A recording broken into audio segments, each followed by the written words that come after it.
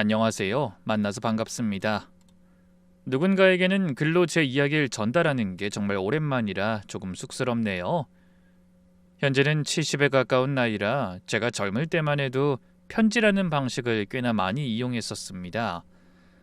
지금의 남편과도 그렇게 만났을 정도였으니까 말이죠. 지인을 통해 소개를 받았지만 거리상 편지만으로 안부를 주고받으며 인연을 이어갔었어요. 만나려고도 했었죠. 하지만 인연이 아닌 건지 만날 약속만 하면 번번이 어긋나곤 했었습니다. 그렇게 2년이란 시간이 흐르면서 자연스럽게 연락이 두절되어 각자의 삶을 살게 된 거고요. 다시 인연이 이어진 것은 제 나이 30이 넘었을 때였습니다. 그 당시에는 굉장히 늦은 나이긴 했지만 저는 결혼을 하지 않은 상태였고 그 사람은 5년간의 결혼 생활을 끝내고 이혼한 상태였어요. 그때 남편이 그랬습니다. 예전엔 우리가 인연이 아니라고만 생각했어. 편지로 약속만 정하면 무슨 일이 생기곤 했었잖아. 근데 지금 생각해보면 인연은 내가 만들어가야 했었어. 거저 주어지는 게 세상에 없다는 걸 알 나이가 되니까 그때 내 선택이 가장 후회가 되더라. 앞으로는 후회하기 싫어. 인연이 아니더라도 될 수 있도록 노력할게. 나 한 번만 믿어주라. 우린 빠르게 가까워졌고 거의 3개월 만에 결혼을 하게 되었습니다. 저희 부모님이 각각 제 나이 14살, 24살에 돌아가셔서 고아나 다름없었지만 시댁에서는 트집도 잡지 않으시더군요. 시어머니도 굉장히 유쾌하고 좋은 분이었고 말이죠. 그땐 정말 너무나 행복하기만 했습니다. 그 여자가 저희 집에 오기 바로 전까지 말이죠. 그날 남편이 출근하고 30분도 채 되지 않을 때 저희 집 현관문이 요란하게 쿵쿵 울리더군요. 저는 남편이 뭔가 두고 간 줄 알고 문을 열었더니 한 여자가 갓난아이를 안고 서 있었죠. 예쁘장한 얼굴에 짧은 치마, 저보다는 훨씬 더 어린 여자였어요. 누구세요? 결혼했다는 소식은 들었어요. 반가워요. 나 전처. 네? 전처요? 근데 여길 왜 오셨는데요? 결혼 전 이혼 사유를 들었을 때는 다른 남자랑 살림을 차려서 도망을 쳤다고 했었습니다. 남편도 그렇고 시댁 식구들도 하나같이 그 여자 이야기를 하면 하도 이를 갈아서 다신 볼 일은 없을 줄 알았고요. 그런데 너무나 당당하게 저희 집 안까지 밀고 들어와 커다란 짐을 거실에 펼치는 겁니다. 저는 당황했지만 여자는 뻔뻔한 표정으로 아이까지 바닥에 눕히더니 곧이어 손을 털며 일어났죠. 마치 쓰레기를 처리한 사람처럼 말입니다. 저는 어이가 없어서 소리쳤죠.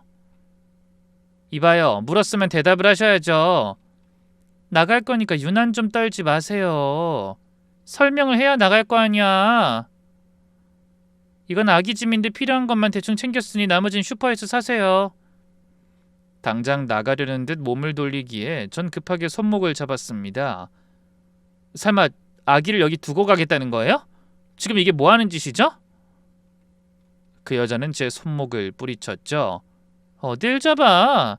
뭐 그럼 나만 독박사라는 거야? 이봐요. 앞뒤 설명도 없이 초면에 무례하다는 생각 안 들어요? 무리는 그쪽이 먼저지. 이 아이 그쪽 남편이랑 내 사이에 태어난 아이야. 그러니까 우린 반반씩 책임이 있다는 소리고. 막말로 내 전 남편도 새 출발해서 그쪽이랑 붙어먹고 사는데 나는 왜 이 갓난애한테 발목 잡혀 살아야 되는데? 너무 불공평하잖아. 같은 여자니까 이해하잖아. 까놓고 남자가 재혼이면 이 정도 각오는 했어야지, 안 그래? 진짜 저희 남편 아이라는 건가요? 그럼 내가 머리에 총 맞았니? 다른 놈 아이를 이 집에 끌고 오게? 눈이 있으면 얼굴을 봐. 그 인간이랑 붕어빵 틀로 찍어놨는데 딱 보면 몰라? 아니 그래도 남편은 이런 말 한 적도 없거든요. 못 들었어? 하긴 그 인간도 눈치가 없어서 몰랐을 거야. 나도 이혼하고 애 가진 거 알았으니까. 어쨌든 난 할 말 다 했고 애는 버리든가 말든가 당신들 마음대로 해. 난 간다. 이봐요. 그때 제 심정은 뭐라고 설명할 방법이 없을 정도였습니다. 남편에게 화를 내야 할지 말아야 할지도 갈피를 못 잡는 와중에 아기는 제 어미가 버렸단 걸 아는 건지 날카롭게 울어댔죠. 퇴근한 남편도 그 상황을 알고는 경악을 했습니다. 헌데 먹긴 놈이 성낸다더니 다짜고짜 제게 화까지 내더군요. 당신 정신이 있어? 왜 문을 열어서 이사다를 만들기? 막았어야지. 아님 경찰을 불러서 끌고 가라고 하든가. 한 번도 본 적도 없는 걸 이 집에 들여? 난 진짜 당신인 줄 알았어. 뭘 두고 갔나 했을 뿐이었고. 핑계잖아. 결국 당신이 그 여자를 우리 집에 들인 거고 저 아이를 떠맡아 버린 거 맞잖아. 바짓가랑이라도 붙잡아서 그것도 안 되면 머리채를 잡아서라도 애를 들려서 돌려보냈어야지. 아기 두고 간다고 그냥 보고만 있었어? 왜? 아예 배웅도 해주고 손까지 흔들어주지 그랬어? 당신 아이라는데 그럼 어쩌라는 거야? 그리고 지금 화낼 사람은 당신이 아니라 나야. 둘 사이에 아이는 없다고 했고 이혼도 이미 했어. 다신 볼 일 없을 거라고 단언한 건 당신이잖아. 근데 내 앞에서 당신이 화를 내는 게 정상이야? 그래 화났겠지. 근데 나도 몰랐잖아. 나도 마찬가지로 당황스럽고 어이가 없어. 미치고 팔짝 뛰겠다고. 무엇보다 내 아이라는 보장은 있고? 난 아닌 것 같거든. 저 역시 남편 말처럼 그 아이가 남편의 아이가 아니길 바랬습니다. 하지만 남편의 말을 들어보고 아기의 얼굴을 봤을 때 그 희망이 부질없다는 느낌이 들 정도로 닮아 있긴 하더군요. 저는 아무 말도 하지 못했지만 남편은 끝까지 부정했습니다.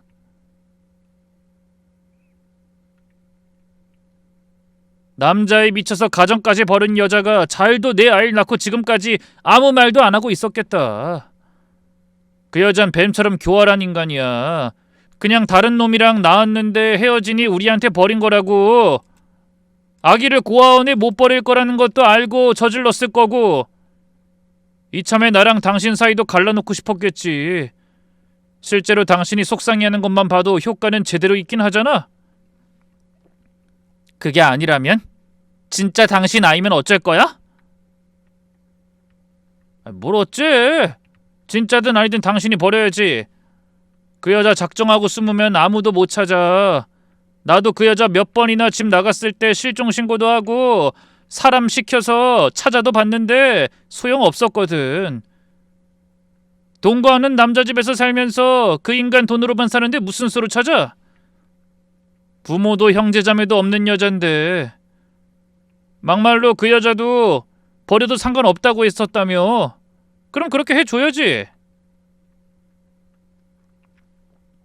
여보, 뭐 그럼 어쩌자고.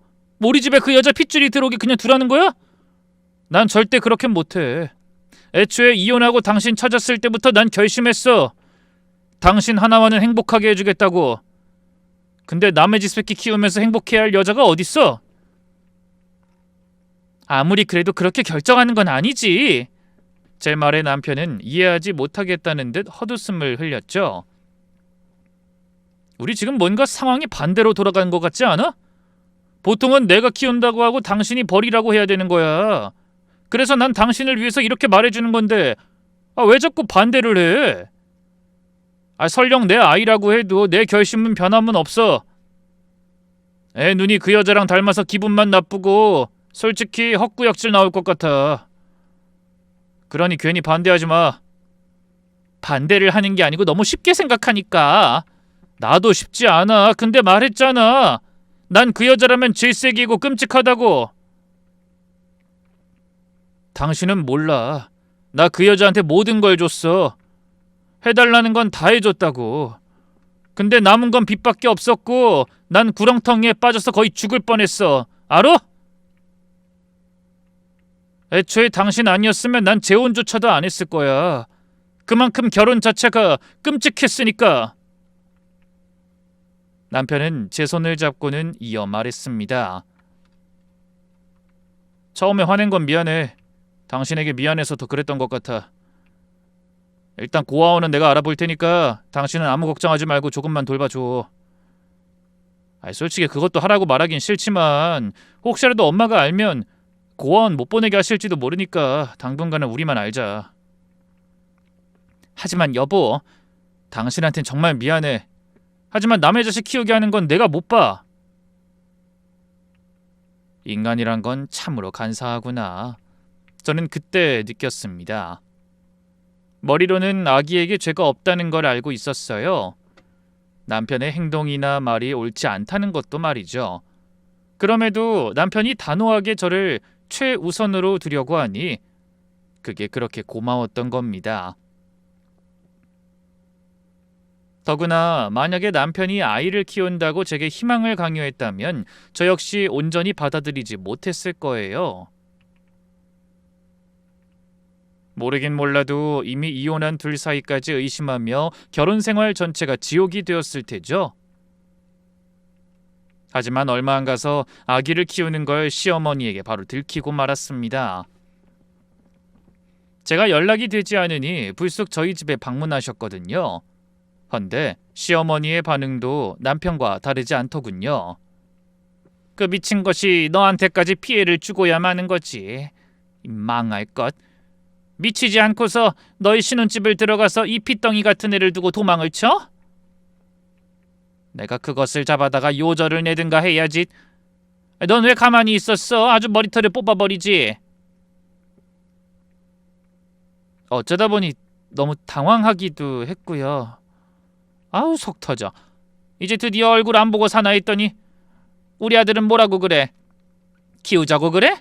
너한테 맡아달라고? 그게 고아원 알아보고 있다고 저한테 조금만 기다려달라고요. 남편의 반응에 시어머니는 적잖이 놀란 표정이었지만 이내 한숨을 푹 쉬시며 말씀하셨죠. 아기한텐 몹쓸 짓이지만 그 아이가 그렇게 말하는 것도 다 이유가 있어. 불륜 이야기는 알지? 두 사람 이혼했다는 거. 네, 그 전처가 불륜을 저질러서 이혼했다는 이야기는 들었는데 뭐가 다른 게 또 있어요? 있지. 학력부터 집안까지 싹 다 속이고 들어와서 우리 집이 한번 뒤집어졌었다. 근데 아들이 그걸 나서서 자기가 그러자고 했으니 봐달라고 했던 거지. 한편으로는 오죽하면 그랬을까 싶어서 품고 살았어. 하지만 결혼생활 5년 동안 내 아들 골수까지 파먹은 게 바로 그 아이였어. 그 아이만 아니었으면 지금 내 아들 적어도 지금처럼 살진 않았을 거다. 시어머니 말로는 첫 번째 결혼 전에 제 남편은 꽤나 성공한 사업가였다고 했습니다. 집에서 지원을 아끼지 않았고 본인도 엄청나게 노력을 했다고요. 하지만 그렇게 이룬 것들을 무너뜨린 건 채 5년도 걸리지 않았다고 했죠. 남편이 버는 것보다 전처가 쓰는 속도가 더 빨랐고 툭하면 사고를 쳐서 그 빚을 갚아줘야 했답니다. 처음에 쉬쉬하는 통에 시어머니도 그 사실을 까맣게 몰랐다고 했죠. 그러다 뒤늦게 알게 되었을 때 돌이키기 힘든 상태였다고 하더군요. 나중에는 내가 도시락 싸들고 다니면서 이혼하라고 했었어. 부모 입장에서는 당연했지만 아들은 계속 그걸 거부하더구나. 자기가 선택한 사람이니 끝까지 믿어보겠다고 말이야. 정신이 나간 건지 눈이 반쯤 돌아서는 이혼만은 절대 싫다고 버텼어. 내가 죽는 신용을 해도 소용없었고 그러다가 그 망할 것이 집에 남자를 끌어들였고 그걸 내 눈으로 본 거야. 어머님이 보셨다고요? 불륜 현장을요? 그래. 근데 걔는 눈 하나 깜짝하지 않더라. 맹한 표정으로 실실 웃으면서 어차피 울고 빌면 다 받아줄 거라면서 본인한테 넉넉한 돈을 쥐어주지 않는 이상 이혼은 절대 안 할 거라고 할 때 그 표정. 아유 말도 마라. 난 지금 생각해도 소름이 끼쳐. 돈에 미쳐도 정도가 있지 그게 사람이니? 그래서 그날 당장 아들한테 다 말해줬지. 그래서요? 처음엔 펄쩍 뛰기에 이혼하려나 했었는데 그걸 봐주더구나.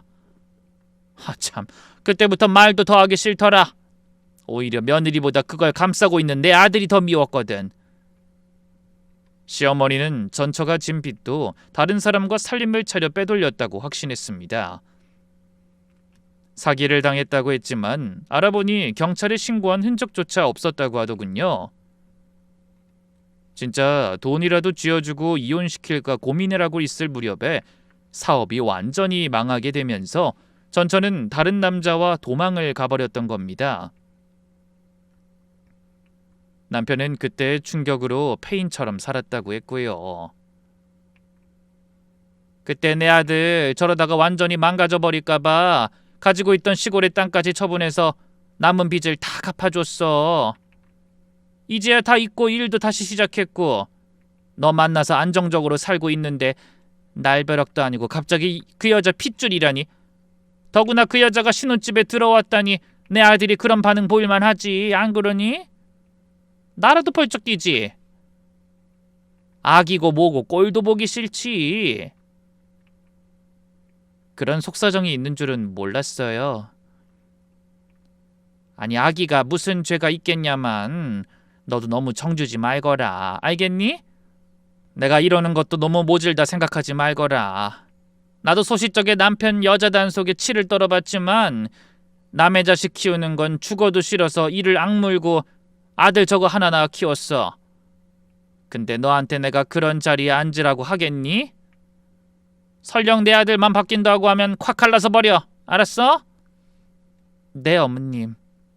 말은 알겠다고 했지만 사실 그때 제 마음은 확신이 서지 않았습니다. 제대로 된 고아원을 찾는 게 어려웠기에 차일피일 뒤로 미뤄졌고 서서히 그 아이에게 정이 들었기 때문이었죠. 그 작은 손으로 제 손가락을 콱 움켜쥐고 방긋거리며 웃는데 어떻게 미워할 수 있을까요? 그러다 결정적으로 남편이 아기를 맡기겠다며 찾아낸 고아원에 방문했을 때 확신이 들었습니다. 여보, 여긴 아니야. 다른 곳으로 가자. 그게 무슨 말이야. 여기도 겨우 찾은 곳이야. 꽤 좋아. 시설을 봐. 그리고 애들 얼굴도 좀 보고. 저게 관리를 제대로 받은 것 같아? 옷도 너무 낡았고 애들도 바짝 마른 것 같은데. 아이 고아원이 다 그렇지 뭘. 뭘 더 바라는 거야. 그건 동화책에서나 있는 이야기야. 그리고 당신 이러는 거 이해가 안 된다. 설마 그 아이한테 그 사이 정이라도 들었어? 뭐 진짜 그런 거야? 그게 아니라 정도라는 게 있잖아. 적어도 좀 더 좋은 곳을 찾아야 될 거 아니야. 더구나 아직 너무 어려. 이런 곳을 주겠다는 게 말이 되는 짓이야? 어떻게 키울 줄 알고. 여기가 내가 본 곳 중에 가장 좋았어. 설마 애를 때리기라도 하겠어? 아니 설령 때린다고 해도 그 여자보단 훨씬 더 잘 키워줄걸? 당신이 키울 거 아니면 더는 그런 말 하지도 마. 우리 더는 이 아이한테 시간 낭비하지 말고 그냥 맡기고 좀 가자. 그럼 차라리 우리가 키우자. 어설픈 동정은 그 아이한테도 좋지 않아. 무엇보다 나중에 후회할 짓 하지 마. 난 절대로 싫어. 엄마도 반대하잖아.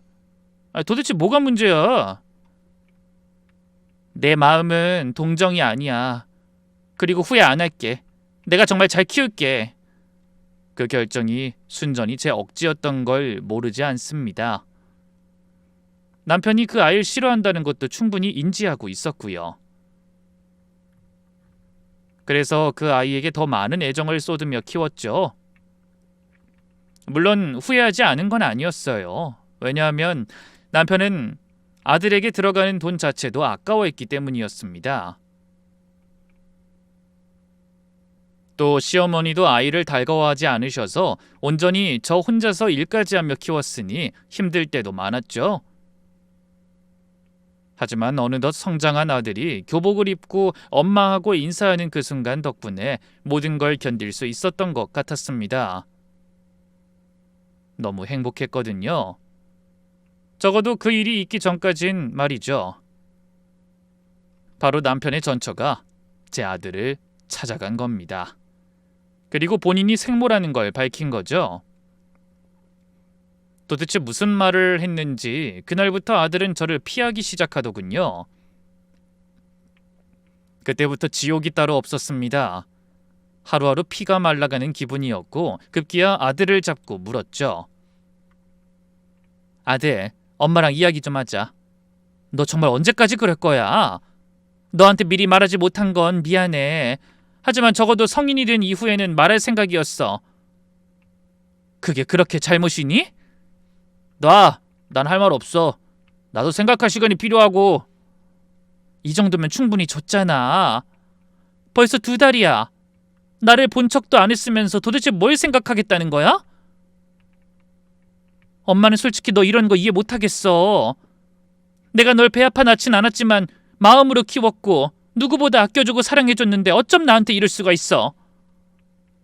그 어린 날 강제로 빼앗았으면 당연히 그래야지. 양심 있으면. 지금 그게 무슨 말이야? 그 여자가 그래? 내가 널 억지로 빼앗았다고? 그건 다 거짓말이야. 그 여자가 아니라 아빠가 그랬어. 됐어? 나도 혼란스럽다고. 너무나 충격적인 말에 저는 남편에게 따져 물었죠. 아들이 이런 말을 했는데 정말 당신이 그랬냐고 말입니다. 그랬더니 남편은 어깨를 으쓱하고는 별거 아닌 것처럼 대답하더군요. 그럼 뭐라고 그래야 하는데? 아직 어린애야. 설마 불륜을 저질렀다. 생모는 나쁜 여자다. 넌 더러운 피를 가졌다. 버린 거 내가 주워왔다. 이런 말이라도 하게? 애가 받을 충격은 생각 안 해? 난 나름대로 아들을 위해서 한 배려였어. 당신도 그래서 이날 이때까지 본인이 낳은 것처럼 거짓말한 거 아니야? 주변 사람들 입단속까지 시키면서.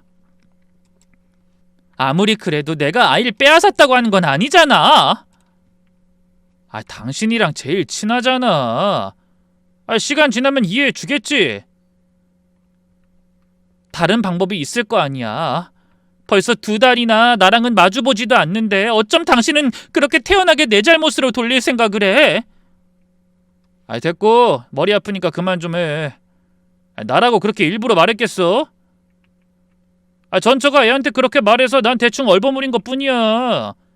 그 상황이 아니라고. 내 아들 버린 건 너라고. 다른 남자 좋아서 애도 버린 나쁜 년이라고 소리 질렀으면 당신이 잘했다고 칭찬했겠어? 그러게 애초에 이런 일 생길 각오는 했어야지. 당신이 애 상처받는다고 감싸들면서 고집 피워서 일이 이렇게 된 거야. 그냥 말해버렸으면 됐잖아. 너희 엄마가 버린 거 우리가 주워서 키웠다고. 그 전에 아예 고아원에 가져다 버렸어야 맞지. 내 말이 틀려? 여보, 정말 미쳤어? 이러다가 애 들어. 들으라지. 솔직히 이 상황 난 좀 웃겨.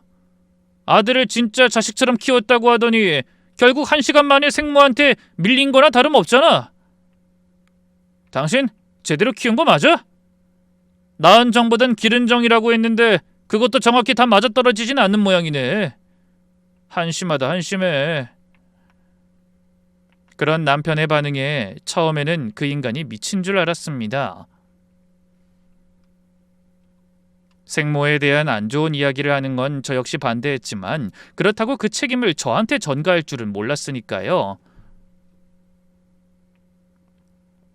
적어도 돌려 말하면서라도 제 편을 들어줄 거라고 생각했는데 아예 관심조차 주지 않았죠. 술만 한 잔 들어가면 전처 욕을 그렇게나 잘하는 사람이 그땐 완전히 입을 닫아버린 겁니다.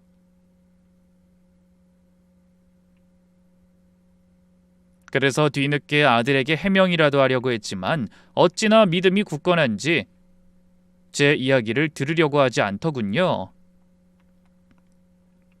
그리고 얼마 가지 않아서 남편이 왜 그랬는지 알게 된 겁니다. 그 여자와 다시 만나고 있었다는 걸 말이죠. 그 충격적인 소식을 알려준 건 다름 아닌 시어머니였습니다. 이혼해라. 위자료에 뭐에 아주 온팡 다 뜯어서 깔끔하게 갈라서. 어머님, 오해하지 말고 들어. 오로지 다 널 위해서 이혼하라는 거야. 그 여자 때문에 사업 망하고 그 개고생을 했는데 고작 15년이 지났다고 다시 그 여자 찾는 걸 보면 둘 다 똑같은 것들이야. 너 만나서 이제야 먹고 살만해지니 딴 생각하는 놈 뭐가 예쁘다고 뒤로 딴짓하는 걸 견뎌? 불에 뛰어드는 나방처럼 그년한테 가겠다고 퍼덕거리는 걸 보는 내 속도 이런데 양심이라는 게 있으면 너한테 참으라고 하면 안 되는 거고 돌아오지도 않을 거다. 하지만 아들도 있고 그게 제일 문제지. 내 자식도 아닌 거 품어 키워줬더니 이제 와서 생모한테 엄마 소리하는 멍청한 놈인데 더는 시간 낭비도 감정 낭비도 하지 말거라. 우라질 것들. 나도 이참에 인연 뚝 끊을 생각이고 자식 없다고 생각할 테니 나도 이젠 나이 들어 언제 이 세상 떠날지 모를 판에 그것들 뒤치다꺼리는 죽었다 깨어나도 더는 못한다. 그래도 제 아들만은 포기가 안 되는데 저에 대한 오해를 하고 있어서 그래요. 어머님이 잘 말해주시면 안 될까요? 안 해봤겠니? 그 애비의 그 자식이야. 이미 눈이 돌았는데 오해가 풀겠다고 해서 풀려? 걔도 직접 겪어보고 깨닫기 전까진 모를 거다. 핏줄이라는 게 그래서 무서운 거야. 괜히 참고 기다리다가 너 속 다 골마 터지니까 시간 흘러 다시 만나는 게 좋겠다. 시간이 해결해 줄지도 모르니까. 그러니 지금은 일단 너만 생각해. 알겠니? 어머님, 미안하다. 내가 자식을 잘못 키웠어. 정말 면목 없다. 이혼할 때 혹시나 도움될까 싶어서 몇 장 찍어왔어. 필요하면 증언도 해줄 테니 넌 결정만 해. 세상 사람들 다 돌아서도 난 너 인정한다. 나보다 더 대단하고 위대한 엄마라고 생각하고 적어도 난 네 편이야. 시어머니는 조심스레 제게 두 사람이 함께 팔짱을 끼고 웃고 있는 사진을 보여주셨습니다. 그 곁에는 제 아들도 함께였고요.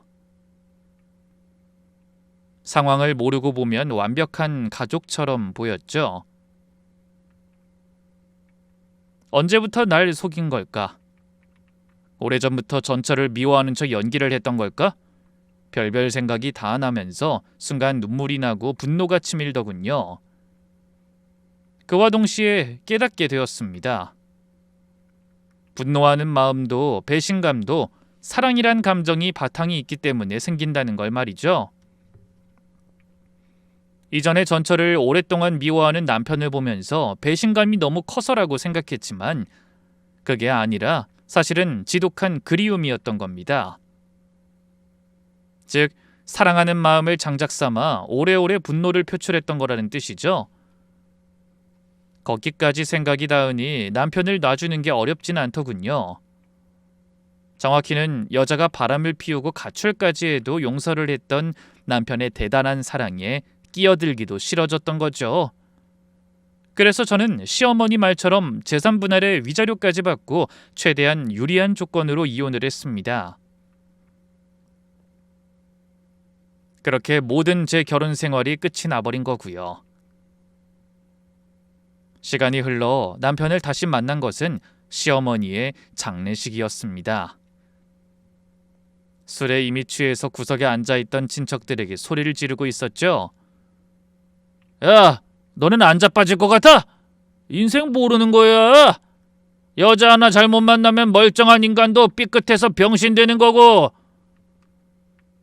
부모 잘못 만나면 시궁창에 박히는 거라고 알아? 나 지금 눈에 뵈는 거 없어. 그니까 돈 내놔, 내 돈! 내가 정당하게 받을 내 돈 뱉으라고, 이 도둑놈들아! 그러다가 저를 발견한 남편이 벌건 얼굴로 저를 향해 오더군요. 여보, 당신이 어떻게 알고 여기로 왔어? 이모님한테 연락받아서 알았어. 그리고 호칭 똑바로 해. 이혼한 게 언젠데 누가 당신 여보야? 혹시 나 재혼한 것 때문에 그래? 그 여자랑 나 진작에 끝났어. 진짜야. 그 여자 또 그 버릇 못 고치고 돈 쓰고 남자 만나고 하는 통에 이번엔 내가 질려서 그만뒀어. 내가 미쳤지. 진짜 돌았어. 나 이젠 그 여자 그림자도 밟고 싶지 않고 두 번 다시 얽힐 생각도 없어. 나 이제야 정신 차렸다니까. 당신도 딱 보면 알잖아. 여기 참석도 안 했고. 그래서 그걸 왜 나한테 말하는데? 아이고야, 당신이랑 다시 잘해보고 싶어서 그러지. 솔직히 우리 그전엔 좋았잖아. 크게 싸운 적이 있어? 아니면 무슨 문제가 있었어? 그 여자 나타나기 전까지 우리 관계는 끈끈했고 나름 행복하게 잘 살았어. 아니, 일단 여기서 이러지 말고 우리 나가서 따로 이야기를 좀. 당신 어머니가 돌아가셨는데 여기서 이러고 싶니? 너 상주야. 자리 똑바로 지켜. 여보, 나 한 번만 봐주라. 나 진짜 너무 힘들어서 그래. 사실 저 역시 이모님에게 이야기를 들어서 남편의 상황은 알고 있었습니다. 호기롭게 재산 분할해주고 위자료까지 쥐어줬던 남편은 전처와 성대하게 결혼식까지 치렀다고 하더군요. 물론 거기에 시어머니는 참석조차 하지 않으셨다고 했죠. 실제로 연락도 아예 끊어버렸지만 그때도 남편은 정신을 차리지 못했답니다. 버는 족족 돈을 쓰며 여행 다니고 쇼핑하러 다녔고 눈치 없이 휴가를 쓰고 출근도 제대로 안 하다 회사도 잘렸다고 들었어요.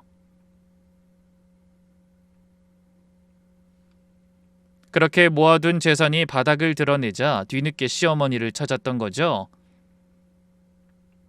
이전처럼 울고 짜고 죽겠다고 하면 당연히 줄 거라고 계산하고 말이에요. 하지만 시어머니는 단 한 푼도 더는 도와주지 않았다고 합니다. 심지어 돌아가시기 전에 재산 대부분을 처리해 주위 친척과 형편이 어려운 지인들에게 돈을 나눠줬고 사망보험금까지 자선단체에 기부하겠다고 유언장까지 작성하셨다더군요. 그래서 남편이 장례식에 온 사람들에게 돈 돌려내라고 욕을 하고 있었던 거죠. 엄마란 사람이 어떻게 나한테 이럴 수가 있어? 자식을 위해서 뭐든 다 해줘야 되는 건데 왜 나만 쏙 빼놓고 그 돈이 집까지 다 팔아서 그것도 현금으로 나눠줬다는 거야. 차용증 하나도 없이 이게 말이 되는 짓이야? 내가 뭘 그렇게 잘못했는데? 잘한 것도 없잖아. 목소리 낮춰. 다들 어머님 돌아가셔서 이 자리 오셨는데 당신 술주정 듣고 싶겠니? 제발 철 좀 들어. 여보, 나 진짜 억울해. 시간을 돌릴 수만 있다면 나 절대로 당신 손 안 놓을 거야. 남편이 그 말과 동시에 제 손을 잡았는데 저는 그걸 뿌리쳤습니다. 미쳤니? 당신이 나랑 다시 만나게 되었을 때도 그 비슷한 소리를 했었지. 운명이니 뭐니 하면서. 지금 생각해보니까 그런 것 같아. 전처랑 결혼 생활할 때는 나랑 만나지 못한 게 아쉬웠을 테고 나랑 막상 결혼하니 전처한테 못해준 게 많아서 괴로웠겠지. 끝맺지도 못하고 여기저기 미련만 뚝뚝 흘리는 거 맞지? 정말 어처구니가 없을 정도로 한심해. 도대체 왜 그러고 사니? 여보, 그게 아니라 내 진심을 좀 늦게 깨달은 거야. 내가 좀 느린 거였다고. 솔직히 따지고 보면 피해자는 나잖아. 내 돈을 잃고 당신까지 잃었는데 왜 다들 날 못 잡아먹어 안달인 건데? 그냥 한 번은 넘어가 줄 수 없을까? 그게 사랑이잖아. 제발 똑바로 좀 살아. 그리고 다신 나한테 이런 말 하지도 말고. 난 당신이랑 다르게 끝맺는 건 제대로 하니까 다신 보지 말자 우리. 제가 돌아서려고 하니 남편이 버럭 이렇게 소리를 질렀어요. 아들! 당신 지금 가면 아들에 대한 이야기도 못 들어! 지금 걔가 어떤 상황인지는 알아? 저는 걸음을 멈출 수밖에 없었고 발도 떨어지지 않았습니다. 답장도 없는 문자를 보내면서도 아들만은 포기하지 않았던 저였기에 어쩔 수 없었죠. 저는 돌아서서 물었어요. 아들한테 무슨 일 있어? 아들 결혼해야 되는데 돈이 없어서 결혼을 못하고 있어. 결국 저는 그런 이유로 남편과 전화번호를 교환했던 겁니다. 그 뒤로 2번을 따로 만나서 아들의 결혼 문제를 상의했고 돈이 없는데 결혼을 해야 했던 것은 혼전 임신 때문이라고 합니다. 상대 여자 쪽도 부모가 없어서 형편이 여유롭지 못하다고 하더군요. 일단 배가 나온 상태라 애 낳고 결혼식을 올릴 것 같아. 출산 예정일은 언젠데? 가만 7월 중순이라고 했으니까 한 4개월 남았나? 도대체 걔는 뭘 했길래 돈 한 푼이 없어? 시간 이 정도로 흘렀는데 군대 다녀오고 대학 졸업해서 취업도 12번은 했겠네. 근데 왜? 했지, 당신 말처럼. 근데 전처가 아들이 일해서 모은 돈 다 털어갔어. 나나 그놈이나 뭐 남은 거라고는 아무것도 없는 상태야. 지금 아들이랑 사는 그 원룸에서도 쫓겨나게 생긴 마당에 결혼식은커녕 실반지 하나도 장만 못하는 상황이고. 근데 왜 말을 안 했어? 상황이 그렇게 될 동안 당신이란 사람은 뭘 했는데? 그 뱀 같은 여자가 나 하나 찍어내는 게 어려울 것 같아? 아들이랑 내 사이 먼저 갈라놔서 내 말은 듣지도 않더라. 걔도 다 뜯기고 나서야 알았어. 당신한테 엄청 미안해하고 있고. 미안한데 내 연락도 안 받아? 내가 문자를 몇 번을 하고 전화를 얼마나 많이 했는데. 그래? 뭐 생각해보니 휴대폰 자체가 없을걸. 생각해봐. 전처가 그걸 가만히 뒀겠어? 당신이랑 연결된 건 다 끊어버렸겠지. 아들이 나한테도 당신한테 연락 온 거 없냐고 물었다니까. 알잖아. 걔가 그땐 어렸고 뭘 몰라서 그런 거지. 나중에는 당신만 내내 그리워했었어. 전처와 눈이 닮았다는 이유로 불쾌했던 남편이 갑자기 아들 편을 드는 게 이상하긴 했지만 그러려니 하고 넘겼죠. 뒤늦게 철이 드는 사람도 있으니까 말입니다. 어쨌든 의논 끝에 내린 결론은 제가 결혼식까진 준비해 주기로 했다는 거죠. 비록 끝이 좋진 않았지만 그래도 제 자식이니까 말입니다. 그런데 그 결정을 하고 얼마 후 아들이 저를 찾아왔더군요. 그것도 만삭의 며느리와 함께 말이죠. 어떻게 집을 찾아왔는지 놀란 것도 잠시 그저 반가웠습니다. 부랴부랴 음식도 차리고 허겁지겁 먹는 아들을 보는데 눈물이 핑 돌았죠. 역시 엄마 밥이 최고야. 내가 이걸 얼마나 그리워했는데. 엄마 된장찌개가 세계 최고야. 천천히 먹어. 그러다 체한다. 엄마 나 한 그릇만 더 줘. 한참을 먹던 아들은 슬쩍 눈치를 보더니 수저를 내려놨습니다. 엄마, 나 엄마랑 살면 안 될까? 그게 무슨 소리야? 나랑 살겠다니. 너 결혼한다고 하지 않았어? 그니까 결혼해서 엄마 쭉 모시고 살고 싶어서 그래. 내가 고등학교 입학하기 바로 전에 엄마랑 헤어졌고 지금까지 연락도 못하고 살았잖아. 15년이 넘게 날 키워준 엄마한테 못할 짓 했지만 나도 오해해서 그런 거였고. 그 아빠한테 들었는진 모르겠는데 나 휴대폰도 빼앗겼어. 그래서 엄마한테 연락이 왔다는 거 전혀 몰랐었고. 정말로 휴대폰까지 가져갔다고? 그 여자가? 엄마가 새 출발해서 날 부담스러워한다고. 그러니 연락은 하지 말라고 했었거든. 나도 힘들었어. 엄마는 영원히 내 엄마로 남아있을 줄 알았는데 내가 필요 없다니까 울기도 엄청 울었다고. 거의 매일을 엄마가 보고 싶은 것도 참아야 했단 말이야. 순간 머리가 지끈거릴 정도로 분노가 치밀었지만 아들 앞이라 마음을 가다듬었죠. 근데 두 사람 불편할 거야. 나도 너희 할머니 모시고는 안 살았잖아. 이 사람이랑 이야기 다 됐어. 이 사람도 엄마만 좋다면 같이 살고 싶다고 했어. 가족이 많은 걸 좋아해서. 그리고 무엇보다 우리가 당장 갈 곳이 없어. 원룸에서 사는 아빠랑 살 수도 없는 노릇이잖아. 그니까 거절하지 말고 우리 받아주면 안 될까? 우리가 잘할게. 제가 머뭇거리자 곁에 있던 며느리가 살짝 끼어들었습니다. 저희가 잘할게요, 어머님. 너무나 갑작스럽긴 했지만 차마 아들 내외를 내칠 수가 없더군요. 그래서 저는 방 하나를 비워줬습니다. 당장 갈 곳도 없는 아이들이었으니 처음 온 날부터 거의 들어와서 살기 시작했고 합간은 빠르게 이루어졌죠. 다행히 분위기는 나쁘지 않았어요. 며느리도 제게 깍듯하게 잘했고 아들 역시 저를 최우선으로 생각해줬으니까 말입니다. 돌아가신 시어머니 말처럼 시간이 지나니 모든 게 해결이 된 거였죠. 하지만 출산 이후부터 조금씩 상황이 바뀌기 시작했습니다. 산후조리원에서 나온 뒤에 며느린 아이를 거의 돌보지 않았거든요. 초반에는 답답해서 그렇겠지, 어린 나이에 육아가 힘들어 그렇겠지 이해했지만 종국에는 제가 물었죠. 아가, 아무리 그래도 일주일에 절반 이상은 집에 없다는 게 말이나 되는 일이니? 저도 어쩔 수가 없어요. 실은 제가 산후 우울증이 있거든요. 괜히 꼭 참고 있다가 아이한테 안 좋은 짓이라도 할까봐 그런 거죠. 왜 막 죽이고 싶고. 뉴스에서 못 보셨어요? 그 정도로 심각한 우울증이라면 병원을 갔어야지. 이번 주만 해도 벌써 5번을 나갔어. 한 번 나가면 새벽에 들어오고 술 취해 들어오고. 너 애 엄마야.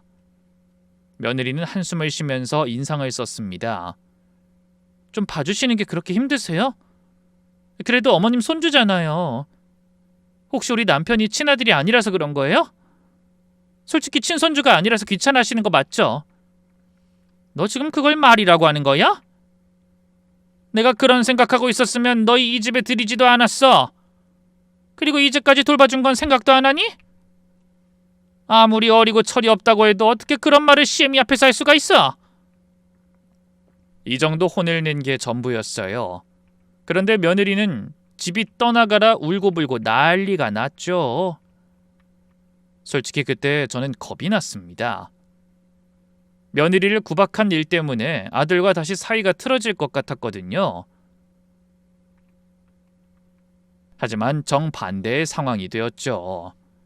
오히려 이야기를 들은 아들은 제 편을 들고 며느리에게 아이 돌보는 것부터 집안일까지 다 떠맡겼습니다. 그것 때문에 제가 더 가시방석이었죠. 설거지는 내가 해도 되는데 엄마는 가만히 있어. 이제 나이도 있잖아. 애초에 엄마 우리가 모신다고 하고 들어왔는데 왜 저 사람 투정을 받아서 다 들어주고 있어. 만삭일 때 애 낳고 난 다음이야 그러려니 도울 수는 있지만 이건 아니지. 엄마가 계속 받아주니까 저러잖아. 이젠 살림도 좀 가르치고 시집살이도 좀 시켜. 산후 우울증?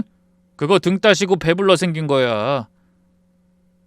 아들, 아무리 그래도 들어보니 산후 우울증 많이 위험하다고 하던데 그 정도로 심각한데 친구들이랑 술 먹고 놀 땐 우울증이 가셔?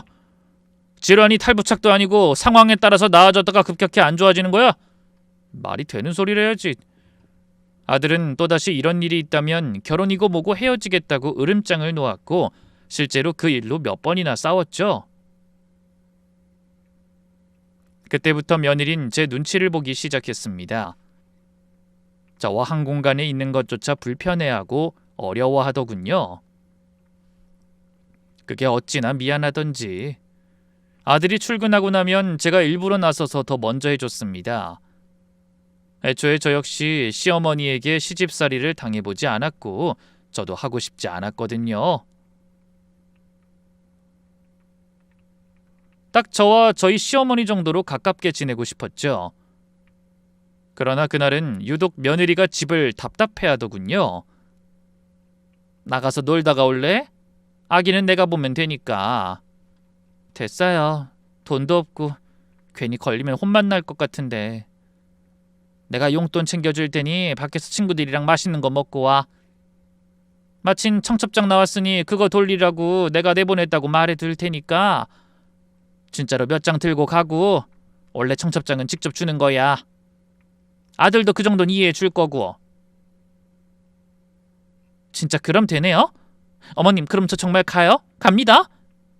얼른 가라니까.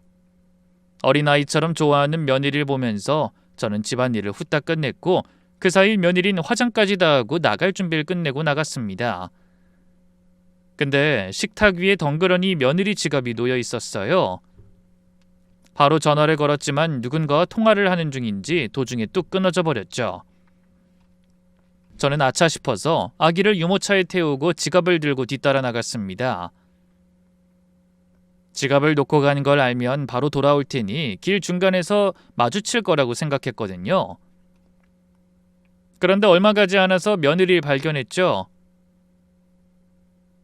며느린 멀리 가지도 않고 아파트 입구에 설치된 벤치에 앉아 신나게 누군가와 떠들고 있었습니다. 이어폰을 양쪽 귀에 꽂은 상태였기에 제가 불러도 모르는 듯했죠. 저는 천천히 다가갔어요. 아가, 제가 어깨에 손을 대려고 하는 그때였습니다.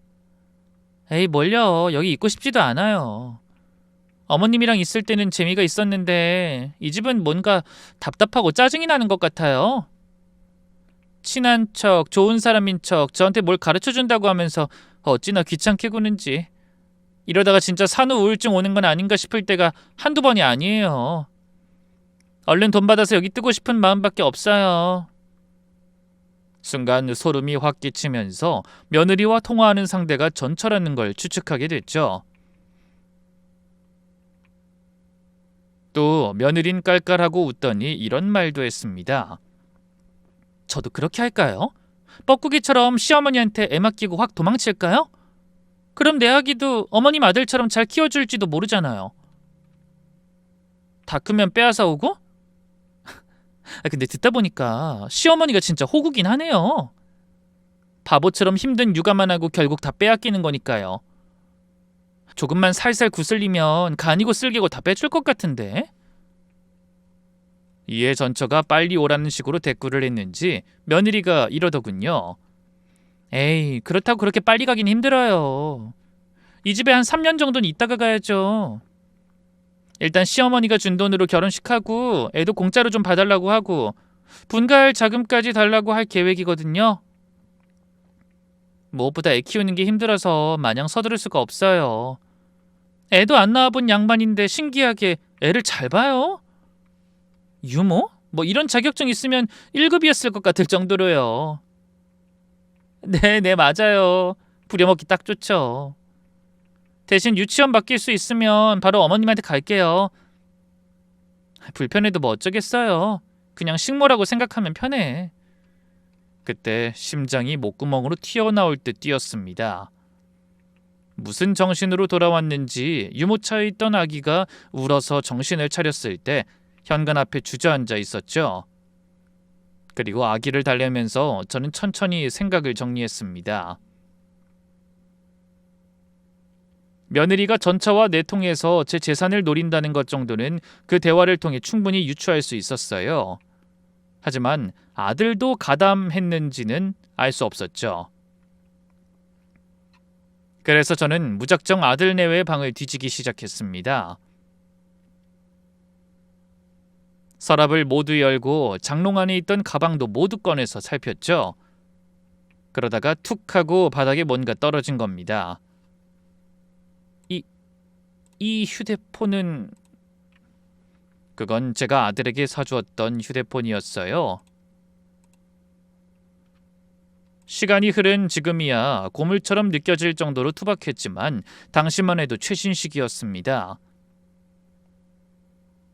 그리고 그건 아들이 자신의 생모에게 빼앗겼다고 말했던 거였죠. 혹시나 그 여자에게서 다시 찾아온 건가 하는 희망도 품었지만 충전하고 기록을 보니 고등학교 다닐 때도 그 폰을 쭉 사용했다는 걸 알게 되었습니다. 즉, 제 문자를 보고도 아들이 모르는 척 했던 거였어요.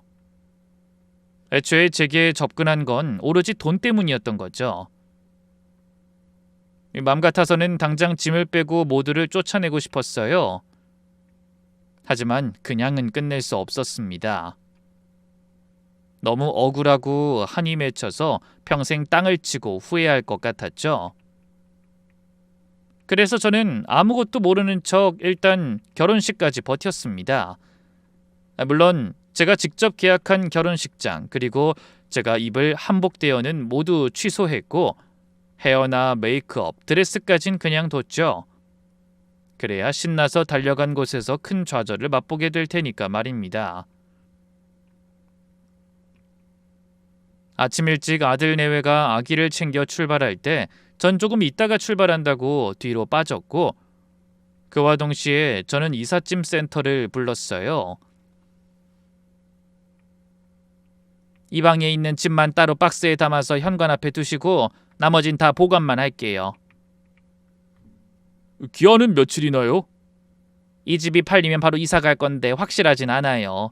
일단 계약금 먼저 드리고 날짜가 확실해지면 그때 이사하면서 짐 보관비도 합산해서 계산할게요. 다행히 요즘 이삿짐 센터에 짐을 보관해주는 일도 하더군요. 전세 날짜나 이사하는 날짜가 어긋나는 경우를 대비해서 말이죠. 저희 경우는 그런 것은 아니었지만 덕분에 힘을 들이지 않고 짐을 바로 뺄 수가 있었어요. 그리고 바로 비밀번호를 변경하고 부동산에 집을 내놨고 호텔로 거처를 옮겼죠.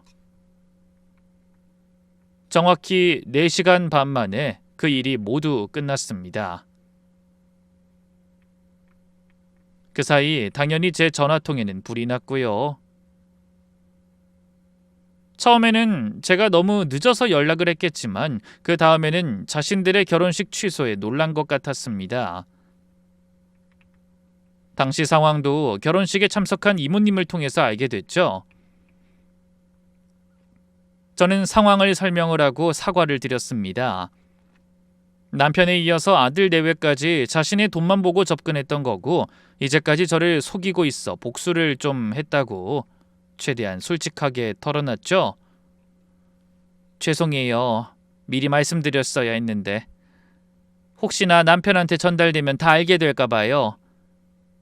저만 아는 사람들한텐 언지를 했는데 남편이랑도 아는 사람에겐 차마 말을 못했어요. 내가 그 망할 놈한테 말을 왜 해? 우리 언니 그렇게 가고 씹어먹어도 모자랄 놈 뭐가 좋다고. 내가 서운한 건 그게 아니다. 먼 거리인데 헛걸음하셔서. 아니야. 이 재밌는 걸 나만 봤다는 게 서운한 거지. 이런 걸 볼 줄 알았으면 일가 친척에 살아있는 내 친구들까지 싹 다 끌고 가서 봤을 텐데. 네?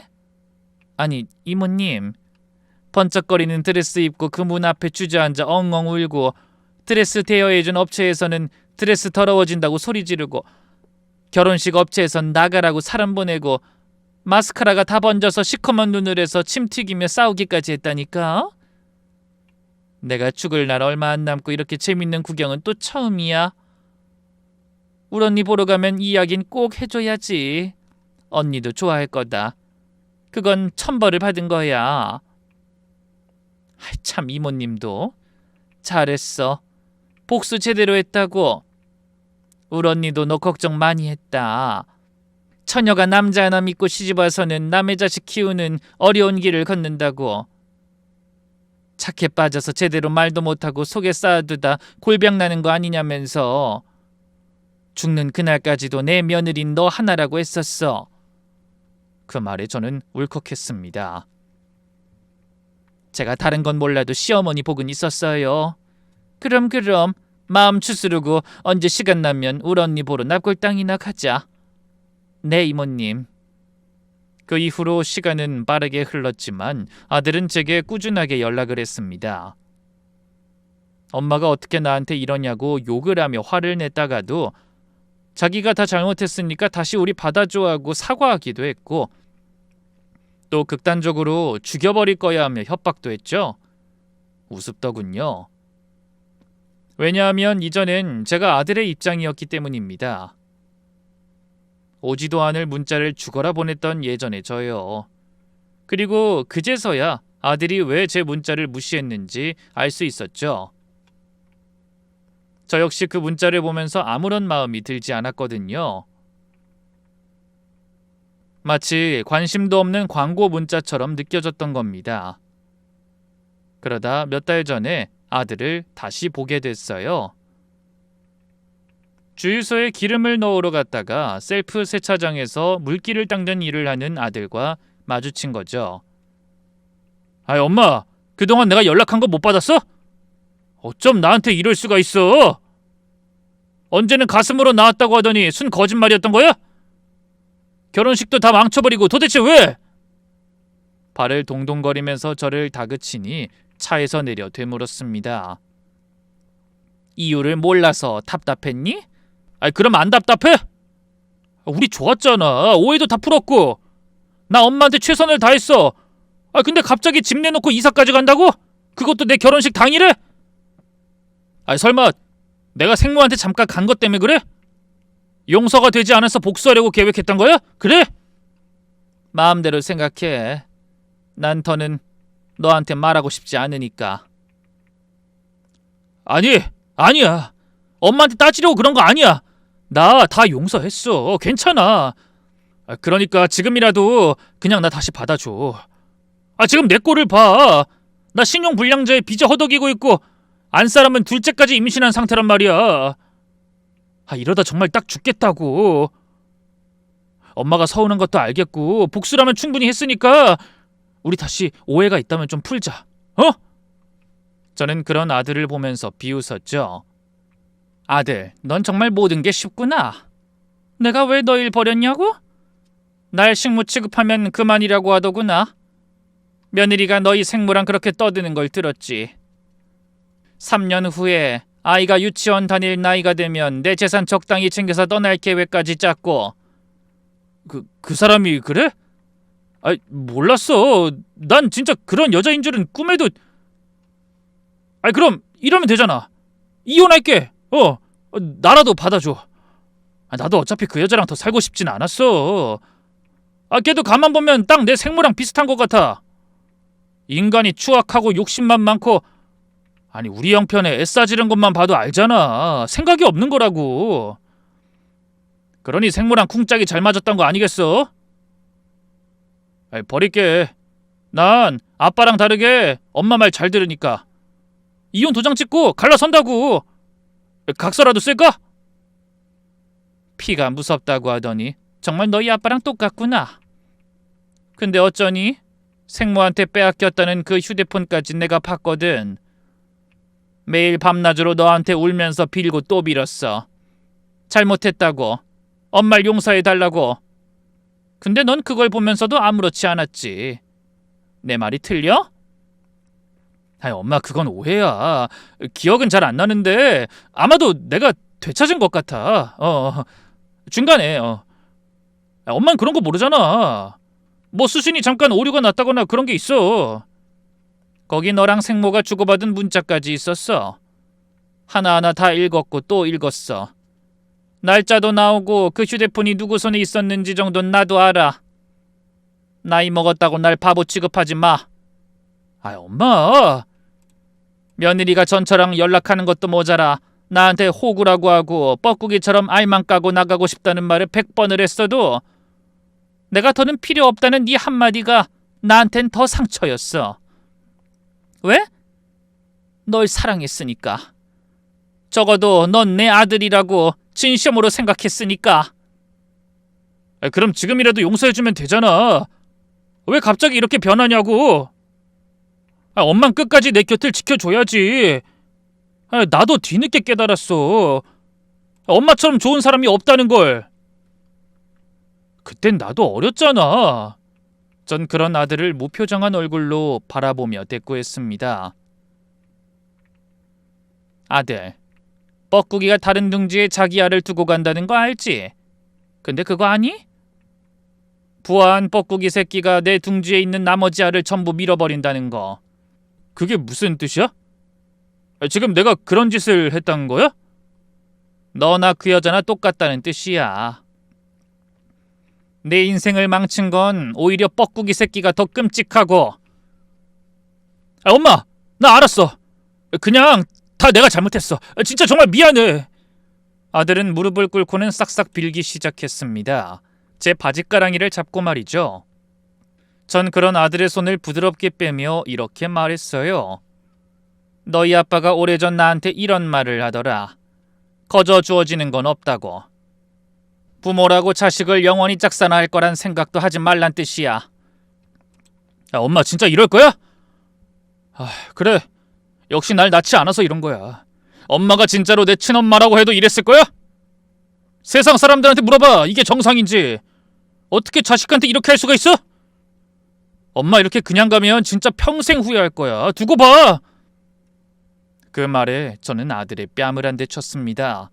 그러자 아들이 소리를 질렀죠. 지금 날 때린 거야? 미쳤어? 아프니? 그나마 다행이구나.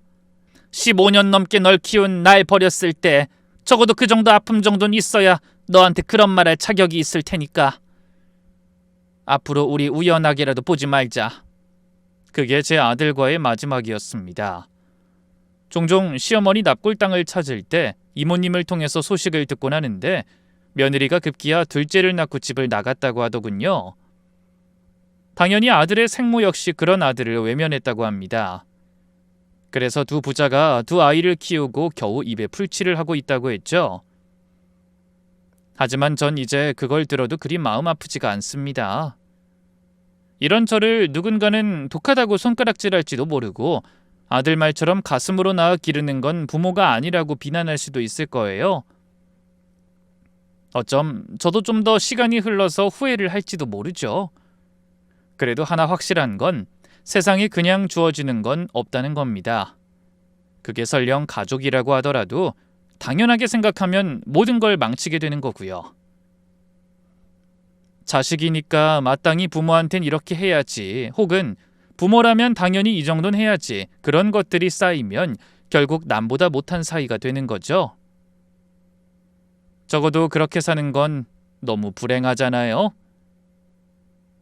그러니 제 이야기를 들으신 여러분들은 가장 가까운 누군가를 당연히 여기지 말고 조금만 더 소중히 아껴주셨으면 좋겠습니다. 저도 남은 인생 가까운 이들을 돌아보며 살아볼게요.